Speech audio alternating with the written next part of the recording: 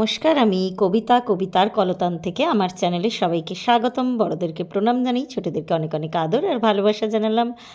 আজকে আমি এই যে ভিডিওগুলো এখন চলছে বা যে ভিডিওগুলো চলবে, আমার অনেক দিনের ইচ্ছা ছিল এখানে আসার। আমি চলে এসেছি এটা শান্তিনিকেতনে, হাজব্যান্ডও এসছে সাথে। আসলে একটা এনজিওর সঙ্গে যুক্ত হয়েছে, অনেক দিনের এটা আমার ইচ্ছা ছিল যুক্ত হওয়ার। তো যাই হোক, ওরা বাইরে কোনো প্রজেক্ট করেনি, প্রথম ওদের বাইরে প্রজেক্ট। তো আমি আমার হাজব্যান্ড অনেকবারই বলতাম ওর অফিস আছে শান্তিনিকেতনে, ও আসে, কিন্তু আমার কোনো দিন আসা হয়নি, বা সোনাঝুরির হাটের এত নাম শুনেছি, আমার কোনো দিন দেখা হয়নি। তো যাই হোক, দুটো একসাথে সুযোগ এসে গেল, তো আমরা চলে এলাম। আর আমরা অর্ধেক, মানে এই এনজিওটা একদমই ছোট, সবে সবে ফর্ম করেছে আর কি। আমরা কয়েকজন আজকে এখানে এসেছি, বাকিরা কাল আসবে। তো সোনাঝুরি হাটের কিছু, এটা আমরা ট্রেনে যাচ্ছি, আমাদের সকালবেলায় 10টা 5-এ শান্তিনিকেতন এক্সপ্রেস ছিল, ওটাতে করে আমরা এসে পৌঁছেছি। আর এসে আমাদের এই এনজিওর যে কজন আগে ট্রেনে এসেছিলেন তাদের সাথে দেখা করে, আর আমাদের প্রজেক্টটা হচ্ছে এখানে কিছু আদিবাসীদের কম্বল বিতরণ করা হবে, আর কিছু বাচ্চাদের স্টেশনারি গুডস দেওয়া হবে। তো আমি আমার ছোট্ট গোপু সোনাকেও কিন্তু সঙ্গে নিয়ে এসেছি। এই যে গোপু আছেন আমার সাথে ঝুড়িতে, তো ও একটু ঘুরঘুরু করতে আসছে। আর এটা একটা মাসিমণি, এই মাসিমণিটার সাথে আমাদের, উনি এনজিওর একজন আর কি সদস্যা। আমার এখানে এসে আলাপ হয়েছে, আগে একদিন দেখেছিলাম, সেভাবে কথা হয়নি। আর এত ভালো উনি, সারাটা দিন ওনার সাথে আরও বাকি যারা এসেছে প্রত্যেকে খুব ভালো, প্রত্যেকেই। তো বললাম যে কালকেও একটা টিম আসবে আমাদের এখানে, একটা লজ মতো আর কি, যে যে ছবিটা এখন চলছে, তো ওখানেই এনজিও থেকে আর কি বুক করা হয়েছে, একসাথেই আছি আমরা সবাই।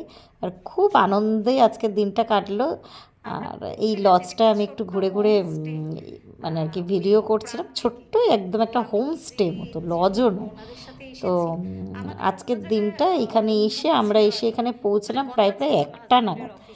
তারপরে ওই কম্বলগুলো, স্টেশনারিগুলো তোলা হলো, হয়ে এই লজটাতে এসে ওগুলো আমরা রাখলাম, রেখে তারপরে স্বভাবতই দুপুরবেলা লাঞ্চ টাইম, খুব খিদেও পেয়েছিল।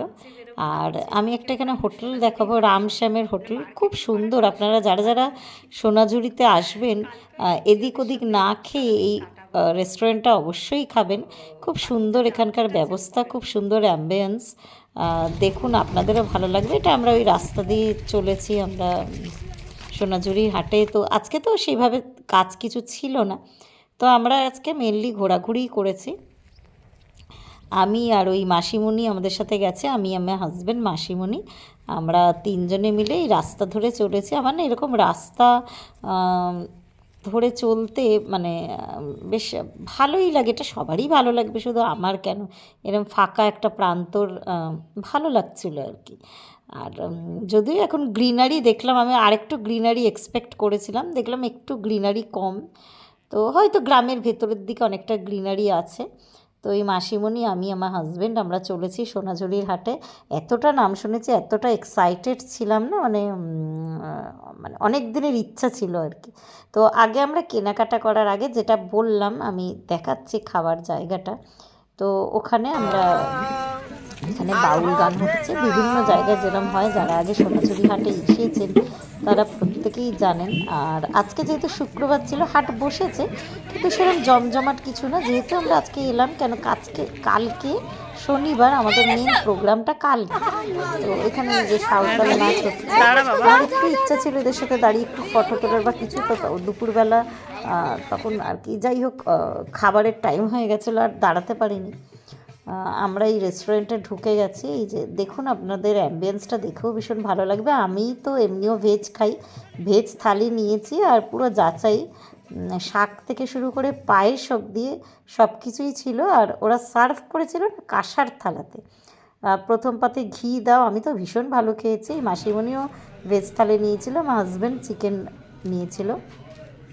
বেশ উডেন, মানে সুন্দর, বেশ চেয়ার টেবিলে সাজানো, বেশ একটা ন্যাচারাল লুকস রেখেছে আর কি ভেতরের অ্যাম্বিয়েন্সটা।